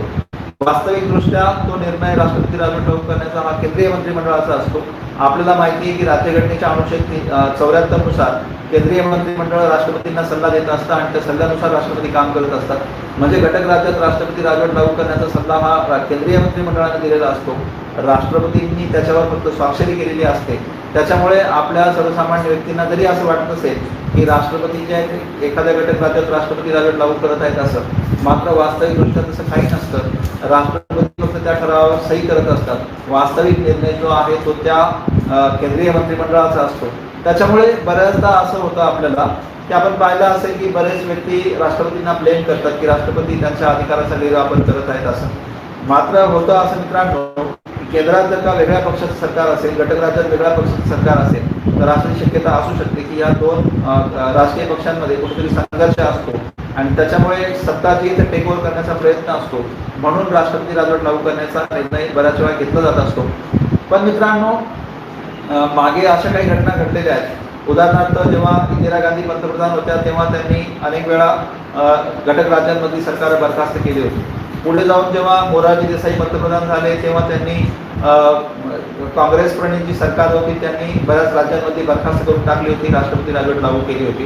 पुढे जाऊन इंदिरा गांधी पुन्हा पंतप्रधान झाल्या तेव्हा इंदिरा गांधींनी पुन्हा जनता प्रणित सरकार जिथे जिथे होती त्या ठिकाणी सरकार बरखास्त करून त्या घटक राज्यांमध्ये राष्ट्रपती राजवट लागू केली होती. मित्रांनो, हे केंद्रात सत्ता बदल झाला की राज्यात कुठेतरी राष्ट्रपती राजवटीचं सावट असायचं. या पार्श्वभूमीवर 1994 मध्ये एक महत्वपूर्ण निकाल जो सर्वोच्च न्यायालयाने दिला होता आणि हा जो निकाल आहे तो SR बोमई खटला म्हणून प्रसिद्ध आहे. त्या खटल्यामध्ये मित्रांनो, सर्वोच्च न्यायालयाने काही दिशानिर्देश जे आहेत केंद्र सरकारसाठी जारी केले आणि त्यानुसार घटक राज्यातील राष्ट्रपती राजवट जी आहे अतिशय अपवादात्मक परिस्थितीमध्ये किंवा फक्त शेवटचा ऑप्शन म्हणूनच आणली जावी हे सांगितलं. सरकारी आयोग 1984 मध्ये स्थापन करण्यात आला होता. या आयोगाच्या शिफारशी इम्प्लिमेंट कराव्यात हे सुद्धा SR बोमई खटल्यामध्ये सर्वोच्च न्यायालयाने सांगितलं आणि त्यानंतर राष्ट्रपती राजवट लागू करण्याचा केंद्र सरकारचा जो निर्णय आहे त्याच्यावर खूप मोठ्या प्रमाणे अंकुश आला. त्यामुळे मित्रांनो, आता हा जेव्हा आपण राष्ट्रपती राजवट ही संकल्पना जेव्हा आपण पाहिली तेव्हा त्याच्या अनुषंगाने ज्या ज्या बाबी इतिहासात चर्चेत राहिलेल्या आहेत त्याच्यावरही कदाचित प्रश्न विचारले जाऊ शकतात.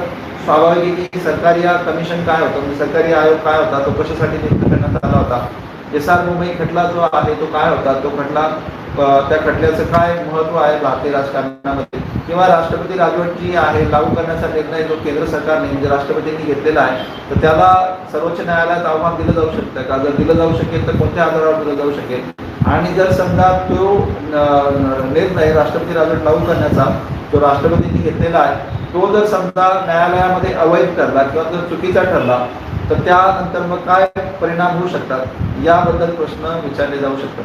मित्रांनो, SR बोमई खटल्यामध्ये सर्वोच्च न्यायालयाने सांगितलेलं आहे की जर समजा घटक राज्यातील राष्ट्रपती राजवट लागू करण्याचा निर्णय हा चुकीचा ठरला किंवा अवैध ठरला तर त्या राज्यातील जर का मंत्रिमंडळ बरखास्त करण्यात आलेले असेल तर ते पुनर्जीवित केलं जाईल, किंवा जर विधानसभा विसर्जित केली गेलेली असेल तर ती विधानसभा सुद्धा पुनर्जीवित केली जाऊ शकेल. अर्थात असा प्रसंग अजून घडलेला नाहीये, पण मित्रांनो, सर्वोच्च न्यायालयाने SR बोमई खटल्यामध्ये तो निकाल दिलेला आहे. त्याच्यामुळे स्वाभाविक की राष्ट्रपती राजवटीच्या अनुषंगाने अशा बाबींवर प्रश्न विचारले जाणं भविष्यात संभवतं, म्हणून आपण ती तरतूद सुद्धा आपण तिथे अभ्यास. मित्रांनो, एकंदरीत काय तुम्ही चालू घडामोडींकडे जर का बारकाईने पाहिलं आणि त्या चालू घडामोडींचा कुठेतरी इतिहासात काय काय कंटेक्स्ट राहिलेला आहे त्याची जर का ऍस्पेक्ट तुम्ही जर का चांगल्या प्रकारे अंडरस्टँड केले किंवा त्यांचं जर का मला असं वाटतं की एक्झामिनेशन केलं तर मला वाटतं की तुम्हाला भविष्यात ज्या ज्या ठिकाणी प्रश्न विचारले जातील किंवा तिथे विचारले जाऊ शकतात त्या सगळ्या घटकांचा अंदाज येऊ शकतो, त्यांच्यावर तुम्हाला चांगल्या प्रकारे अभ्यास करता येऊ शकतो आणि त्या घटकांवर जर भविष्यात तुम्हाला प्रश्न विचारले गेले तर मला वाटतं की त्या प्रश्नाची तुम्ही आत्मविश्वासाने उत्तरं सुद्धा देऊ शकतात. म्हणून मित्रांनो, तुम्ही चालू घडामोडींकडे केवळ एक साधी घटना म्हणून पाहू नका, तर त्या प्रत्येक घटनेकडे भूतकाळाच्या ऍस्पेक्टने बघा, भूतकाळात या घटनेशी संबंधित काही घडलेलं आहे का.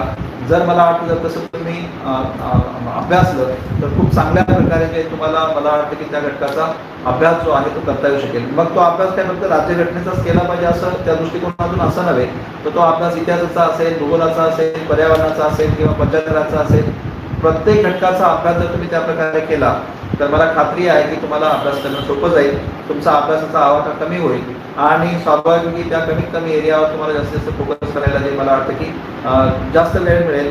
त्याच्यामुळे तुमची गुणवत्ता जे रिटेन्शन वाढेल आणि ऑब्व्हियस आहे त्याचा फायदा जो आहे तुम्हाला परीक्षेमध्ये नक्कीच मिळेल. तर मित्रांनो, आपण ह्या राष्ट्रपती राजवटीशी संबंधित अर्थातच काही व्यक्तींना राष्ट्रपती राजवट जेव्हा अभ्यासत असतो आपण तेव्हा राष्ट्रीय आणीबाणी पण अभ्यासत असतो किंवा आर्थिक आणीबाणी जी ती पण अभ्यासत असतो.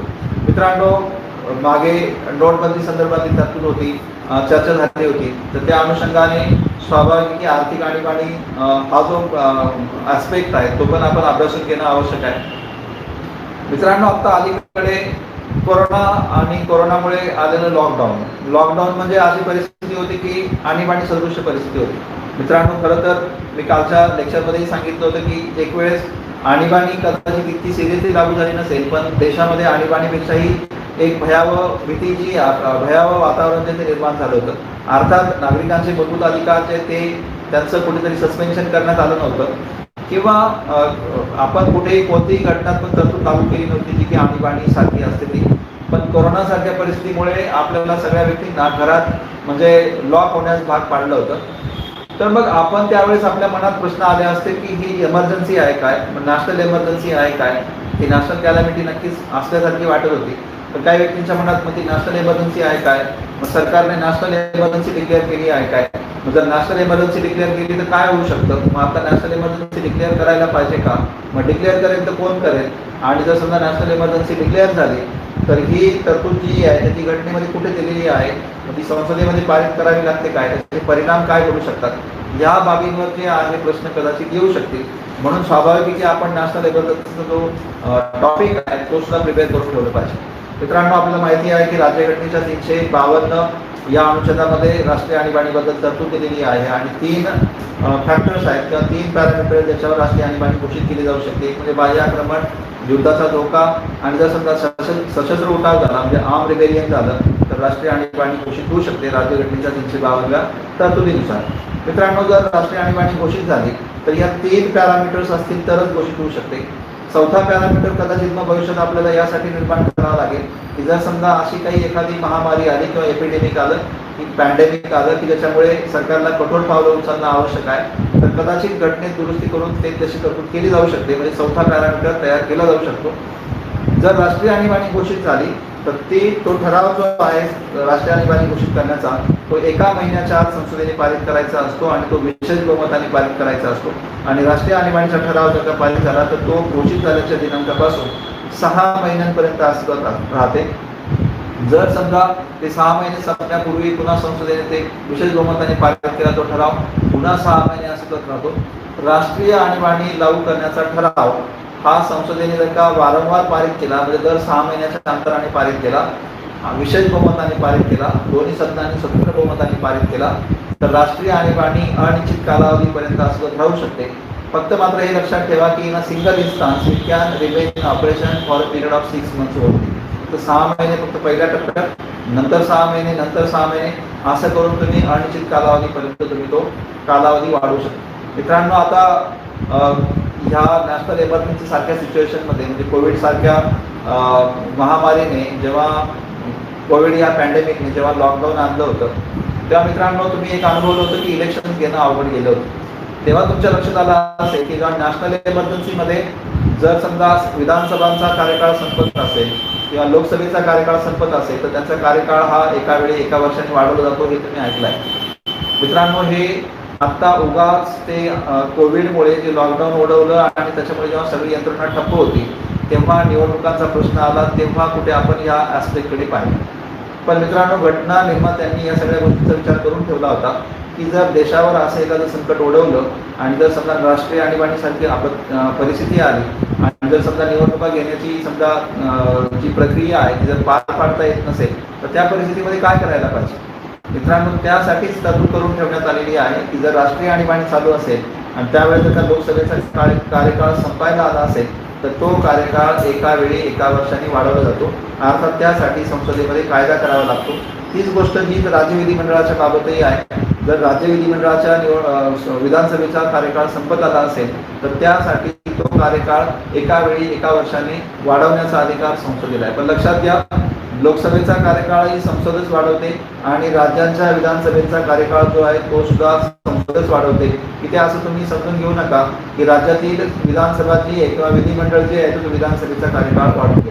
कारण मित्रांनो, विधानसभांच्या किंवा विधान परिषदांच्या निवडणुका पार पाडण्याची जबाबदारी ही केंद्राची आहे, म्हणजे केंद्रीय निवडणूक आयोगाची आहे. त्यामुळे स्वाभाविक तो कार्यकाळ वाढवण्याचा अधिकार सुद्धा तो केंद्राकडे आहे, म्हणजे संसदेकडे आहे आणि कायदा करून जे आहे तो कार्यकाळ वाढवला जाऊ शकतो. मी हे टॉपिक तुम्हाला यासाठी सांगितले कारण मित्रांनो ह्या बाबी चर्चेत राहिलेल्या होत्या. याच्यावर तुम्हाला प्रश्न जे आहेत भविष्यात विचारले जाऊ शकतात. जर त्या अनुषंगाने जर तुम्ही तयारी करून ठेवली तर मला असं वाटतं की तुमची तयारी जी सोपी होऊ शकते आणि नक्कीच तुम्हाला त्या घटकावर आलेले प्रश्न जे आहेत ते चांगल्या प्रकारे किंवा आत्मविश्वासाने जे सोडवायला मदत होऊ शकते. मित्रांनो, ह्या कोविडमुळे किंवा पॅन्डेमिकमुळे, कोविडच्या पॅन्डेमिकमुळे तुम्ही नॅशनल इमर्जन्सी सारखी परिस्थिती कदाचित अनुभवली असेल. काही लोकांना ते फंडामेंटल राईटचं सस्पेन्शन सुद्धा वाटलं असेल, जेव्हा तुम्हाला बळजबरीने घरात बसवलं जात होतं, घरातून बाहेर पडू नका म्हणून सांगितलं जात होतं, रस्त्यांवर जी आहे संचारबंदी सारखी परिस्थिती होती. मित्रांनो, अर्थात ही परिस्थिती, तिचा अंदाज सगळ्या व्यक्तींना येऊन गेला होता. त्याच्यामुळे कोणी मूलभूत अधिकारांचं सस्पेन्शन म्हणून ते गांभीर्याने घेतलं नाही. पण जर राष्ट्रीय आणीबाणी जर आली तर राष्ट्रीय आणीबाणीमध्ये खरोखर मित्रांनो त्या प्रकारची परिस्थिती येऊ शकते. आपल्या फंडामेंटल राईटचं सस्पेन्शन होऊ शकतं.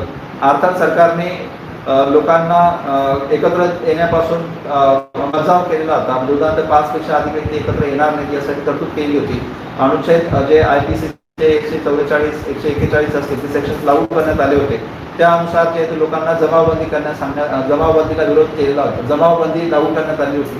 म्हणजे या सगळ्या तरतुदी कुठेतरी आणीबाणी सदृश होत्या, म्हणून तुम्ही त्यांचा अभ्यास तो करायला पाहिजे. मित्रांनो, मग मी या चालू घडामोडींच्या अनुषंगाने तुम्हाला निवडणुकांचा ॲस्पेक्ट सांगितला, जो तुम्ही कशा प्रकारे अभ्यासला पाहिजे. राज्यपालांचे अधिकार, राज्यपालांची नियुक्ती, त्यांच्या जबाबदाऱ्या याच्याबद्दलच्या तरतुदी सांगितल्या. विधानसभेची निवडणूक, विधानसभा अध्यक्ष जे त्यांची निवडणूक, त्यांचे अधिकार, हे टॉपिक तुम्ही करून ठेवा. मुख्यमंत्री म्हणून कोण नियुक्त होऊ शकतं, विधान परिषदेची निवडणूक, त्याचबरोबर राष्ट्रपती राजवट, ह्या सगळ्या गोष्टी मित्रांनो फक्त तुम्ही चालू घडामोडींच्या अनुषंगाने इन्फर केल्या होत्या. त्यामुळे मित्रांनो, जर तुम्ही त्या पद्धतीने अभ्यास केला तर मला खात्री आहे की तुम्हाला तो टॉपिक जो आहे चांगल्या प्रकारे अभ्यासता येऊ शकेल. मित्रांनो, आपण या सत्रामध्ये ही जी सिरीज चालू आहे, या सिरीजमध्ये मित्रांनो आपण आज अनुच्छेद 370 आणि 35A याबद्दलही चर्चा करणार होतो. पण मित्रांनो, मला असं वाटतं की आपण ही जी चर्चा आहे ही पुढच्या भागामध्ये केली तर जास्त चांगलं राहील. कारण आज आपण एक असा भाग आपण सबस्टॅन्शियल कव्हर केलेला आहे जो चालू घडामोडींच्या अनुषंगाने, की जो मला वाटतं तुम्हाला अभ्यासाला जो भविष्यात जी परीक्षा येणार आहे त्या परीक्षेमध्ये उपयुक्त ठरेल. मित्रांनो, ह्या सिरीजमध्ये वेगवेगळ्या विषयांवर जे आहे आपण मग ते अर्थशास्त्र असेल किंवा ते भूगोल असेल, इतिहास असेल, आपलं पर्यावरण असेल, या सगळ्या घटकांवर आपण चर्चा करणार आहोत. मित्रांनो, ही चर्चा जी आहे ही चर्चा पुढच्या भागातही आपण कंटिन्यू करणार आहोत. मात्र मला वाटतं की आज आपण हा भाग जो आहे तो इथेच थांबवावा. पण मात्र ह्या घटकाशी निगडीत अजूनही अशा बऱ्याच बाबी आहेत, त्याच्यामध्ये की मी तुम्हाला आधीच सांगितलं की राज्यघटनेचा अनुच्छेद 370, त्याच्यानंतर 35A, त्याच्याबरोबर जम्मू काश्मीरला आपण जे आता केंद्रशासित प्रदेशाचा दर्जा दिलेला आहे. आता स्वाभाविक की ज्या केंद्रशासित प्रदेश निर्माण करण्याची काय प्रक्रिया आहे किंवा राज्य निर्माण करण्याची काय प्रक्रिया आहे. मागे आपल्या बंगालच्या मुख्यमंत्री ममता बॅनर्जी यांनी बंगालला बांगलादेशचं नाव जे आहे ते फक्त बांगला असं करावं याबद्दल शिफारस दाखवली होती. केंद्राने आता त्या शिफारशीवर अजून विचार केलेला नाही. पण मात्र एका सर्वसामान्य माणसासाठी प्रश्न हा असतो की राज्याचं नाव जे ते कसं बदललं जातं, केंद्रशासित प्रदेशाची निर्मिती कशी केली जाऊ शकते, केंद्रशासित प्रदेश म्हणून एखादा प्रदेश निर्माण झाला तर नेमकं काय फरक पडतो, मग केंद्रशासित प्रदेशात विधानसभा किंवा विधिमंडळ असू शकतं का, त्याचबरोबर त्याच्याशी संबंधित राज्यघटनेमध्ये कोणत्या कोणत्या प्रक्रिया आहेत किंवा काय तरतुदी आहेत, या तरतुदींवर प्रश्न विचारले जाऊ शकतात. म्हणून स्वाभाविक की आपण त्याच्यावरही चर्चा करणार आहोत. त्याचबरोबर आपण मित्रांनो जे काही आता गेल्या काही दिवसांमध्ये पाहिलं की वारंवार पंतप्रधानांनी व्हिडिओ कॉन्फरन्सिंगद्वारे जे वेगवेगळ्या मुख्यमंत्र्यांबरोबर संवाद साधला आणि ह्या कोरोनाच्या पार्श्वभूमीवर जे लॉकडाऊन लागू करण्यात आलं होतं, त्या लॉकडाऊनमध्ये राज्य आणि केंद्र यांनी कशा समन्वयाने काम करावं याबाबत मुख्यमंत्री आणि पंतप्रधान यांनी मोठ्या प्रमाणावर समन्वय घडून आणण्याचा प्रयत्न केला होता. त्यासाठी आपण पाहिलं की व्हिडिओ कॉन्फरन्सिंग पार पडलं होतं. यामधून एक कॉन्सेप्ट जी तुमच्या लक्षात आली असेल, कोऑपरेटिव्ह फेडरलिझम किंवा सहकारी संघराज्याची संकल्पना जी आहे ती चर्चेत आली असेल. तर मग ही संघराज्य संकल्पना काय असते, केंद्र राज्य संबंधांचा स्वाभाविकपणे तिथे कुठेतरी संबंध येतो. मग केंद्र राज्य संबंध जे आहेत, केंद्र राज्य प्रादेशिक संबंध, प्रशासनिक संबंध, केंद्र राज्य आर्थिक संबंध आणि केंद्र राज्य कायदेविषयक संबंध, या विषयांवर जे आहे स्वाभाविकपणे चर्चा केली जाऊ शकते, त्याच्यावर प्रश्न विचारले जाऊ शकतात. म्हणून मित्रांनो आपण त्याही घटकांवर जे आहे आपण चर्चा करणार आहोत. त्यामुळे आज मला असं वाटतं की हे सेशन जे आहे ते आपण पुढील सेशनच्या त्या प्रक्रियेसाठी आपण थांबू. पण मात्र दरम्यान मला असं वाटतं की ह्या सिरीजबद्दल किंवा हे जे लेक्चर झालं याच्याबद्दल जर तुम्हाला काही शिफारशी कराव्याशा वाटत असतील किंवा काही सूचना कराव्याशा वाटत असतील तर त्या नक्कीच त्यांचं स्वागत आहे, कारण त्यांच्यामुळे आमच्या कार्यक्रमाची जी आहे गुणवत्ता सुधारण्यास मदत होणार आहे, त्याची क्वालिटी देखील इम्प्रूव्ह होणार आहे आणि त्याचबरोबर जो उद्देश घेऊन आम्ही हा कार्यक्रम आणलेला आहे तो उद्देश जो आहे सफल होण्यासाठी आम्हाला मदत होणार आहे. कारण या कार्यक्रमाचा उद्देश एकच आहे की ह्या परीक्षेमध्ये जो तणाव आपल्याला आलेला आहे तो तणाव दूर होण्यासाठी जितकी जास्तीत जास्त मदत आम्ही तुम्हाला करू शकतो ती मदत जर चांगल्या प्रकारे होणार असेल तर ती यथार्थ होईल. आणि मित्रांनो, जर हा कार्यक्रम तुम्हाला आवडला नसेल तरी तुम्ही टीका केली तरीही चालेल, ती टीकासुद्धा आम्ही सकारात्मक दृष्टिकोनातूनच घेऊ. आणि मित्रांनो, त्या टीकेच्या माध्यमातून आम्हाला इम्प्रूव्ह व्हायला मदत होईल, म्हणून मी तुम्हाला ते सुद्धा आवाहन करतो की जी टीका करायची असेल ती पण तुम्ही करू शकता. तुम्हाला भविष्यात असं वाटत असेल की कुठल्या घटकावर आम्ही चर्चा करावी ते घटकही तुम्ही आम्हाला सुचवू शकता.